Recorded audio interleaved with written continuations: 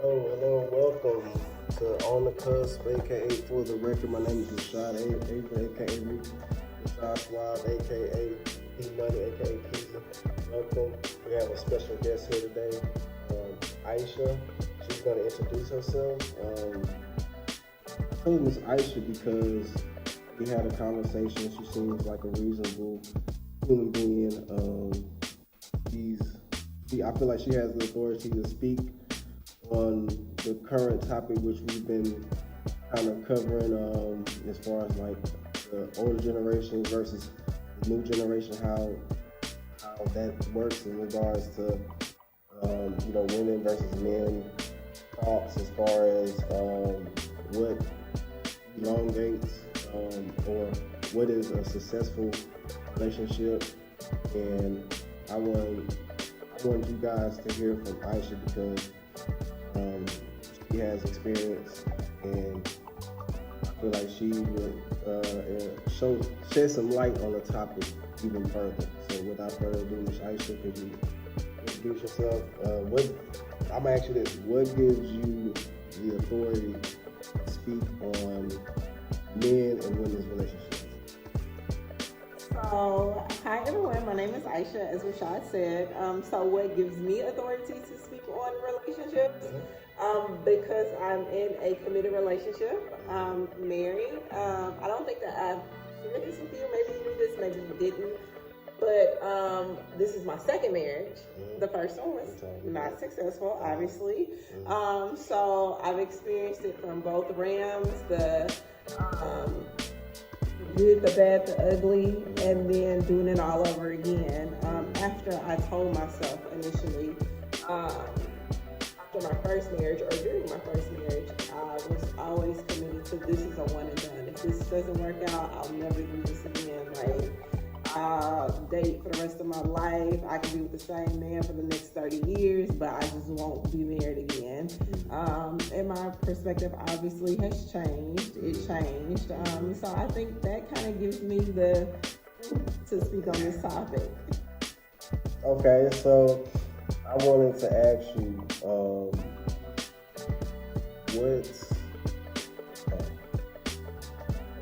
let's say this. What elongates your relationship or your marriage? What keeps the relationship going? That's one question. The other one is, how did your relationship start out? Like, was it let's be friends first, and then we'll see how it goes from there? And then also, because I'm trying to figure out it seems like every female I talk to, they want to start off as friends, and there's no there's no anything that's spontaneous anymore. I feel like it's more so it has to be this way in order for something to work.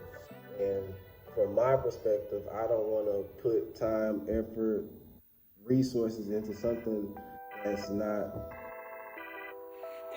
qualified for a commitment. That makes sense. That makes a lot of sense. So,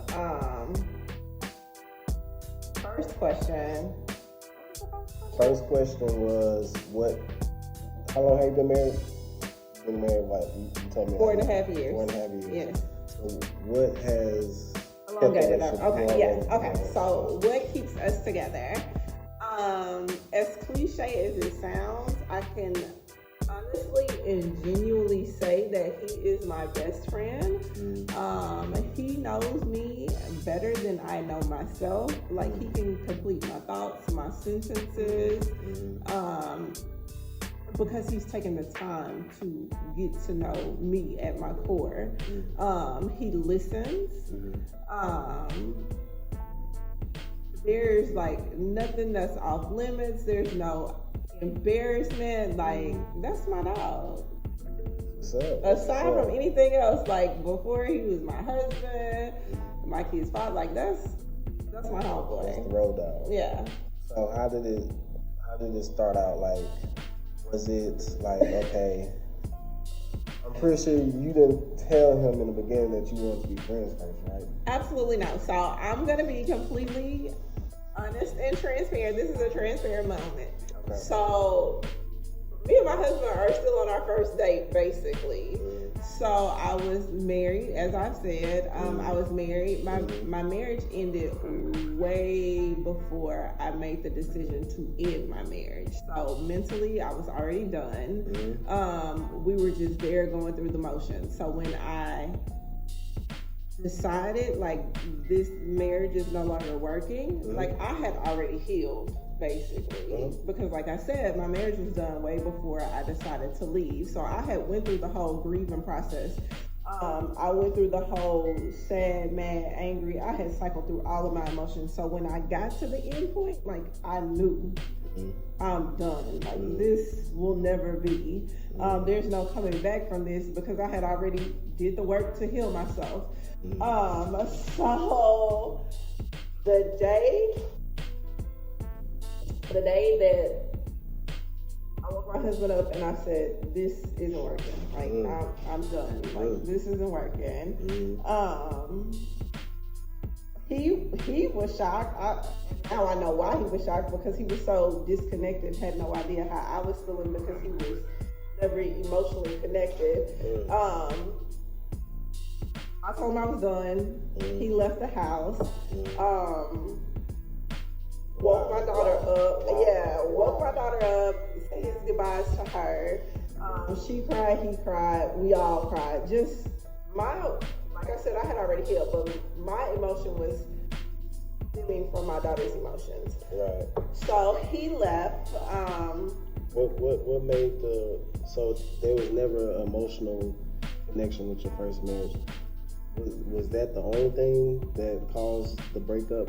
No. So my first marriage, so there was a number of things that got us to the point of this isn't working, divorce. To be completely honest with you, going into the marriage, I felt like it wasn't a forever thing. Now, why did I do it? Because I had the thought of, you can make it work. I thought I could make it work. The potential. I thought the potential was there, so I was holding on to the potential of what could be, thinking that once we got married, things would change. Well, marriage don't fix things. Marriage don't make things different. Do you think that's like how a lot of women think? Absolutely. And I feel like a lot of women feel the same way about kids as well. Like kids will fix things. Being married, sharing the same last name, having that title, it don't. I'll be the first to tell you, it does not. But there was a number of things that were going on within my marriage. So to give you a little background of me, I come from a single parent household, although both my parents were very, very, very active in my life. Neither of my parents have ever been married, so I never experienced the married family, quote unquote. Like I have a family, a very loving family, but I never got to witness firsthand husband and wife raising a family together. So I never experienced that. My husband though, or my ex-husband, sorry, he did. He grew up in that household. He was also the baby of the family. So his mom had 3 kids. His dad, he was his dad's only child. He was the paternal grandparents. They had other grandkids, but he was the oldest grandchild. He was the only grandchild that lived in the same city as them. So that made him like the center of their world. Right. And it's all gonna come full circle when I tell you like how my marriage dissolved. So he had witnessed all of that. So he kind of had an idea of how marriage would play out. However, so there was remember I said he was the baby of the family, he was his dad's only child. Well, he had an older brother that had passed away tragically in a car accident kind of early on, way before him and I got together. So his mom kind of overcompensated. When she lost one son, she overcompensated with her baby boy. So he was like still here on his mom. Like, she did everything for him. He didn't think on his own. He didn't do anything.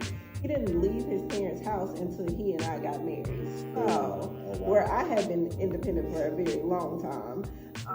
So that in itself kind of played a part in our marriage. The fact that in his mind, like his family, his mom was way above me.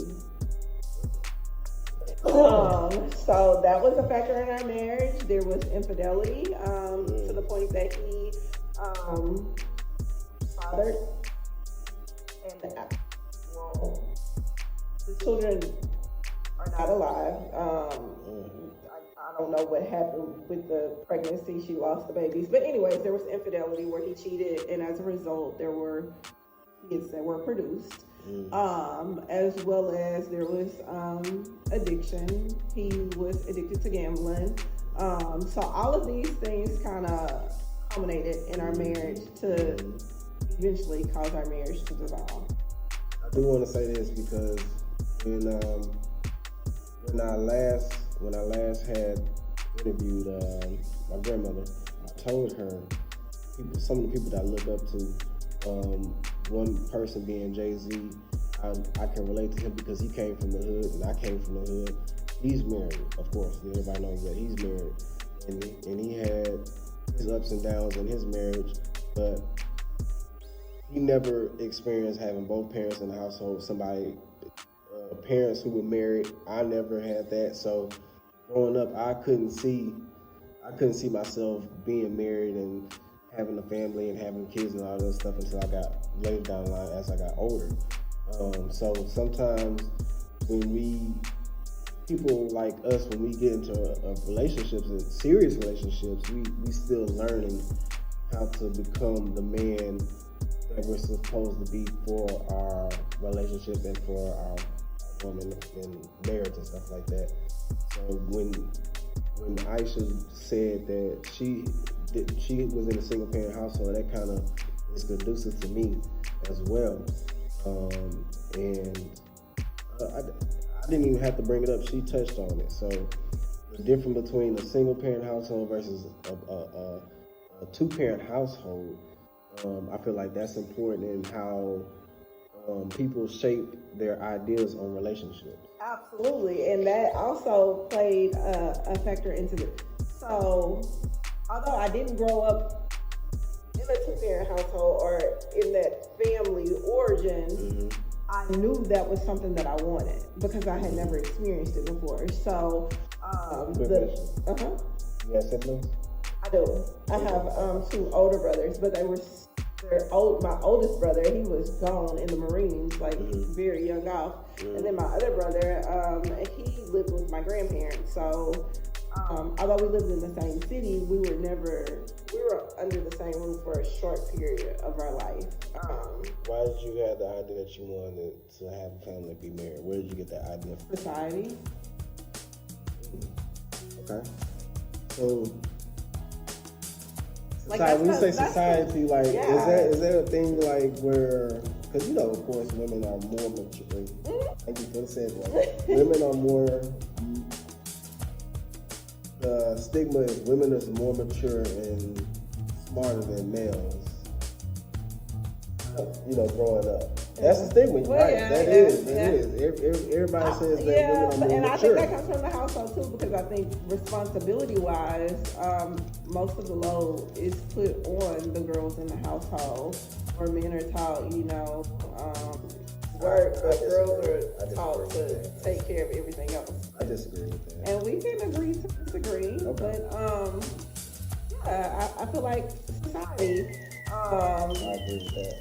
Society, the movies, I'm a little older, so this was prior to social media, but then social media came around, and then aside from that, as I got older, like all of my peers, all of our friend groups, they were getting married, and I knew, and so we had this core group of friends. It was probably, I'm gonna say, and this is just off the top of my head, I'm gonna say it was 4 to 5 couples. Okay. So our core group of friends. So one group, like our core group, they're all couples, so it was no single. So one of them had already been married for like 5 years. How old was she? We're all the same age. Coming out of high school? No, I didn't get married when I was No, in high I'm school. saying, you said the girl was, how old was she when she got married? Oh, this, our core group of friends, they were married before I got introduced into this group. So I'm going to say that they probably got married, they were young, maybe like 23. Is that a good thing or? No, what? That's a topic of conversation because I feel like Caucasians do it all the time. Woo! Hold on. At 19. Hold on. Is your friend black? Yeah. You just brought up something. Go ahead. But I do. I mean, I have white friends too. Yeah. They married early. Yeah, like they high school, early. graduated high school, got married like the summer. But yeah, so we had this core group of friends. Like I said, it was 4 to 5 couples. One couple they have a very, well, from what I can see on the outside looking in, a very successful marriage. They were kind of like the idea, the blueprint, like, I want what Johnny Chesney have. And then we had this other group of friends who got married while we were in our core group. Mm. Then it was one friend who started dating, like after my ex-husband and I had already been dating. He met someone, proposed to someone, and got married to her. Like, and me and my ex-husband were still dating. So now I'm just like, it's going, like what's going on? Like, hold on now. Like, hold on. So, like, okay, the clock is on. So now at this point, everybody in our core group is married. I had a question. So you mentioned white people get married at an early age, and I feel like it's kind of like taboo for black people to get married. Back in the day, they did get married at an early age, black people. But now it's become more taboo. I feel like because I don't know. Like I feel like it's just like you said, society. I feel like society, and not just saying society as a whole, but in our segment, it's all about big booty hoes. I'm sorry if I'm kind of wrong when I say this, but it's all about, big booty, money, and all this other stuff that kind of polluted our, black people's viewpoint. Now it's polluted so much our mindset that we don't even think about marriage. And marriage is, that's why I asked my grandmother, where did marriage come from? She said marriage came from love. Marriage came from love. And so my question to you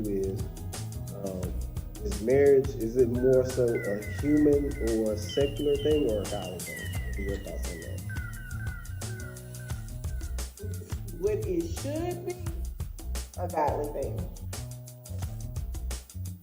What it has turned into, I feel like secular, almost like a business transaction. Yeah.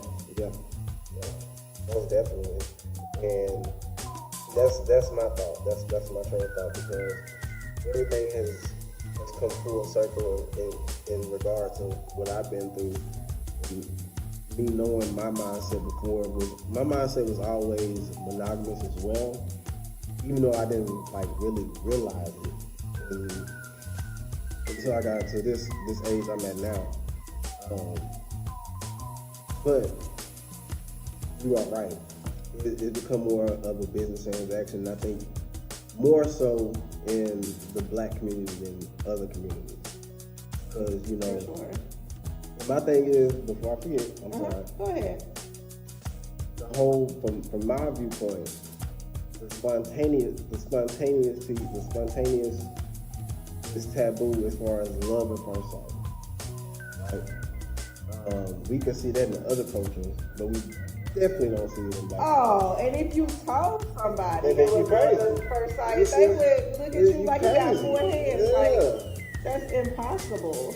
Yeah. Just the whole idea of dating. Do you believe in love at first sight? I can't say that I don't believe in it. Have I ever experienced love at first sight? No. What? No. What? No. You think it's taboo? I'm not saying she that think it's taboo. I'm just saying that I've never experienced it. I'm pretty sure there are stories out there where somebody has, but I haven't. But what I was gonna say is, it's so common. I feel like in our in the Black community, when you celebrate marriage and you hear their love story, for them to say, "Oh, we've been together 15, 18 years. Mm-hmm. We have 4 kids, or our oldest child is 22. It took y'all that long to get married? Like, you dated someone for that long? Like, you didn't want to commit to each other before this? Like, what took so long? Not saying that you got to put a time clock or a time limit on it, but marriage, look. Marriage, just because you don't get married to somebody don't mean that you're not in love with that person. Like, this is, okay, so my thing is, I feel like marriage kind of, from what I've been hearing from people, marriage kind of convolutes the relationship a little bit. It kind of changes the relationship from, fun, loving, free to, now we have this title, so I'm going to change how I act. You gonna see the real me now. And I've seen it and experienced it with people so time after time, and I don't know why. But I did want to say this. Even though it's kind of rare, when you're talking to certain people, older people, like I ran into this guy I used to work at the store, I worked at another job with. I kid you not, this man he said he's been married more than 50 years. And in the past, they would, ask me how long did he know his wife before they got married? Probably a week. Bingo. So, I'm not going to put the blame on anybody, but I will say this. I feel like women don't take accountability. I feel like women are put at a standard to where they don't have to be held accountable, because women, y'all, I'm not gonna say y'all, but certain women, they make the decision to be with that person who, breaks their heart. You know what I'm saying? They might have another guy whatever who really wants to be with them. Like, and this is what I'm gonna say to give credence to what I'm saying. Steve Harvey, he met his wife, Marjorie. As soon as he seen her, he said, "That's my wife." Will Smith, he seen Jada. As soon as he seen her, "That's my wife." So men are decisive. They know who they want to be with, but it's up to the woman if she want to give that guy opportunity, even if she think he's lame. I can agree to that. He might not check all the, he might not, and I feel like in certain cultures, other cultures, white people, they don't look at a man for the material, the outside things like that. They look at him for, he's such a sweetheart. And we don't have a lot of that. We need money for our culture. We need to have money. He needs to have a nice whip. He needs to have his own house, And for our culture, that represents stability. Other cultures, none of that matters. Why? Because there was a silver spoon in that person's, one that was a silver spoon in that person's mouth, and two, both parents was in the household, and that's the standard. It was taught to them at a young age that, hey, maybe they was born into it like that, but the standard was taught to them that, hey, you don't look at it because we already have all these things, and it doesn't represent love for us. So let me tell you how that 2-parent, because remember I said that my husband or my ex-husband, he had that, he experienced that. That was a gift and a curse in our marriage. Okay. because he had experienced that two-parent married parents are still married. Mm-hmm. So his idea was what he saw. So what he saw was his dad working, being the breadwinner. His mom had never worked. His mom, she had battled some illnesses that prevented her from working. But she was like the stay-at-home, submissive, do as I told, do as I'm told. When I need this, I go to my husband. He gives me this. And that worked for them. It worked for them. It worked for them. But how was we raised? How was our grandmothers, our great-grandmothers? What was their position in the relationship? The matriarch. The matriarch. And what did they do? What were the things that they did? What was their responsibilities? To take care of that home and them kids. So what has changed then since now? What things have changed since then versus now? And why is it such a big issue now, more so than it was in the past? Because that's when that was going on, the man was in the household, both parents were in the household, and now all of a sudden it's an issue. What's different? I feel like women are more educated now, and with education comes money. Whereas the grandparents, they weren't working. Like grandpa was working. Grandpa was working. Grandma was not. Grandma was not. So it was never an issue. But also then, it was, I don't know in your family, but think about how many outside kids there are. Why does that matter? Because grandma, she didn't have the means to leave. Grandma was doing her thing too. It was never an idea, like it was never a thought for her to leave because it was basically like they were locked in. Yeah. I got the option to leave. Like, this ain't working. This ain't what I thought it was gonna be. Well, like, I can grandma get had my own. Grandma had the option No. Yes. Hold on, I'll be right back. No. Go ahead, Ashley. Grandma wasn't leaving. No. Grandma wasn't leaving Papa. Why wasn't she not leaving? Because the idea wasn't there. Like, now divorce is so prevalent. Like, you see it so much now. Then you didn't see that. So if you didn't see it, you didn't know that it existed. So now it's like, oh, you don't like this? Girl, you can buy that $49. And there's attorneys that have like divorce, $499. Like you can file for a divorce, just walk in and say, I don't want to do this no more. You can get online and Google how to do uncontested divorce and pay $20 to pull the application. Like it's easy to get out of this now. Well, you tell me a perfect relationship because it's very rare. Natalia, she works in Wilkins. She said she was in a two-parent household, whatever. But she said her guy cheated on her, but they stayed together. They worked through those things. Like nowadays, it's like people so quick to be like, you know what, I'm done. So let me tell you. So because remember I said no, we tried, and here's the thing.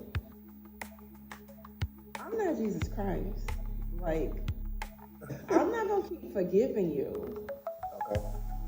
So when the infidelity thing became an issue, the adultery, because that's what it was. When that was an issue, okay, when we made the decision, we're gonna work through this. Right. But if I'm the only person in the ring fighting, the fight is already lost. Okay, that makes sense. But because I don't think you answered the question. And if I'm forgiving you for this and I forgave you for that and you're still doing and you're just expecting me to forgive you, like at what point do you become accountable and say, golly, maybe I should stop putting her through this so she won't have to forgive me. And when I made that decision to leave, you know what he said? What? You leaving me over this? After everything we done been through, over this? Yes, over this. And that's my point. Because it's always something. It's always something. Like, yeah, last week it was this and I forgave you. And the week before that it was this. And today is this. And guess what? I'm done. Like, I'm tired. Like, I am done. But But like, I made a vow though. We did. I made a vow. So We did. to death do us part. I mean, did he ever be like, well, I don't want to talk to you more. I just want a divorce. He never said that, did he? No. So, but I never gave him a reason to say that though. I'm just saying, like, you're gonna leave this person. No, you don't leave that person. But we also made a vow to be committed to each other. We didn't make a vow to be committed to each other and the girl down the street. Y'all tried like marriage counseling and talking about it. And so I wanted that. We did go to marriage counseling kind of very, very early on in our marriage. But when the whole infidelity thing came up, he didn't want to go to marriage counseling because he didn't want to take accountability. Well, I know that now. I know now because he didn't want to take accountability. He didn't want it to be his issue, like a him fault. Yeah. And then when we decided to separate, his whole thing is he was very embarrassed at the fact that he had to return to his hometown, return to his parents' home. Like, now everybody's gonna know. People are gonna see me back in our hometown because we're from the same hometown. People are gonna see me back in my hometown, so they're gonna know, like, why isn't he with his wife? Right. So for him, it was more of an embarrassment. For me, again, I had done the work, so I didn't care. And when we did decide to separate, when I told him to leave, I didn't tell a soul. The people who needed to know knew. My parents knew. He knew. His parents knew. I didn't tell cousins, best friends. I didn't tell anyone. It was an entire year later before I even mentioned the fact that my husband and I aren't together. And I did that purposefully because I didn't want anyone in my ear telling me, you made that vow to him. You need to work that out. No, because when I was at home crying, questioning my worth and what I had done wrong, nobody was reminding me of my vows then. So I don't want to hear it now. Like, I'm healed. I'm done. Yeah. So I kept it to myself because I knew it was not going back, which led me into my next relationship. So to go to the second part of your question, like, how did me and no, because you skipping over